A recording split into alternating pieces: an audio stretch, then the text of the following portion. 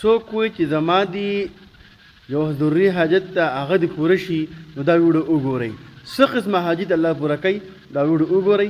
دا ویډیو مخکې ملګرو دپاره ضرور شیر کړئ. جزاک الله. راځو ویډیو طرف ته. د هر قسم حاجت او ضرورت پوره کېدو لپاره انتهایی مجرب وظیفه. زموږ عزتمندو که چېرې ستاسو په زړه کې یو جایز حاجت وي یا جایز ارمان وي یا یو شي ته ستاسو سخت ضرورت وي او تاسو غواړئ چې زموږ دا ارمان زموږ دا حاجت او زموږ دا ضرورت پوره شي نو په دې ویډیو کې زه تاسو ته 3 وظیفې درښیم. که دې 3 وړ وظیفو کې تاسو هر وظیفه شروع کړه کنه ان شاء الله د الله رب العزت په فضل او کرم سره به تاسو دغه حاجت دغه ارمان او دغه ضرورت په ان شاء الله تاسو پوره شي د الله رب العزت په فضل او کرم سره. ټیک شو جی. نو 3 وظیفې درښیم. کدا 3 واړه تاسو شروع کې ډیره زیاته بهتره ده او که 3 واړه نشئ شروع کولی کم از کم چې یو وظیفه پکې تاسو شروع کړئ کنه ان شاء الله تاسو د زړه حاجت په الله رب العزت په فضل او کرم سره پوره شي ان شاء الله. ټیک ده. نو په دې کې ټولو نه اولنې وظیفه دا د زموږ عزتمندو چې د قرآن پاک یو آیت کریمه ده رب انی لما انزلت الی من خیر فقیر. دا آیت کریمه ده. دا آیات په تاسو د هر مز نفس او پیری وای او واره به دا آیات وای چې او پیری برابرۍ کې د پسې بیا د خپل حاجت لپاره د خپل ضرورت لپاره د خپل ارمان لپاره دعا کوي. که تاسو زړه کې هر قسم حاجت دي هغه پوره کېدو لپاره دعا کوي ان شاء الله سورزو کې دنه بس تاسو د زړه د حاجت د ارمان پوره شي بیا به ان شاء الله ماته دعاګانې کوي. ټیک شو.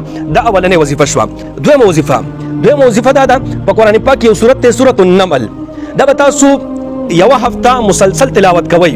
هر ورځ به یو پیره تلاوت کوئ د اودس چرندام په حالت کې بغیر اودس به نه وي. بس یو ټیم ځان ته منتخب کړئ په خپل مرزي سره که هر ټیم تاسو ته ملاويږي نو دا چې تاسو هر ورځ تلاوت کوئ کنه ای پسې به یا د خپل حاجت پوره کېدو لپاره دعا کوئ. یو هفته تاسو دا عمل وکړئ ان شاء الله په دې یو هفته کې دنه به د الله رب العزت په فضل او کرم سره تاسو حاجت او تاسو ارمان پوره شي. ټیک شو جی. دا 2 وظیفې شوې. درېمه وظیفه سورۃ القریش لإلاف قریش سورته تاسو ټول له دا درځي. نو دا به صرف 2 ټیمه جاری ساتئ. یو د سحر مز نه پس یو د ماښام مز نه پس. د سحر مز چې تاسو وکئ کنه ټول مز چې تاسو ختم کړئ ورپسې به دا لإلاف قریش سورته یو لسپیری تاسو وای او ورپسې به بیا د خپل حاجت پوره کېدو لپاره دعا کوئ. دغه شانته د ماښام مز چې تاسو ټول په ټول وکئ فرض مو کوي 2 رکعاته او سنت هم 2 رکعاته چې تاسو وکئ هغه نه پس په تاسو د لإلاف قریش سورته چې کنه دا یو لسپیری وای یو لسواره به دا تاسو وای ان پس په بیا د خپل حاجت لپاره د خپل ارمان لپاره د خپل ضرورت لپاره د دې پوره کېدو لپاره دعا کوئ.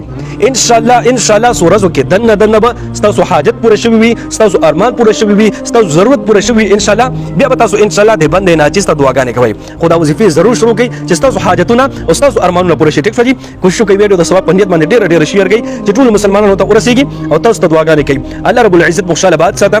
دعاګانې کوي وکړو. الله پامان.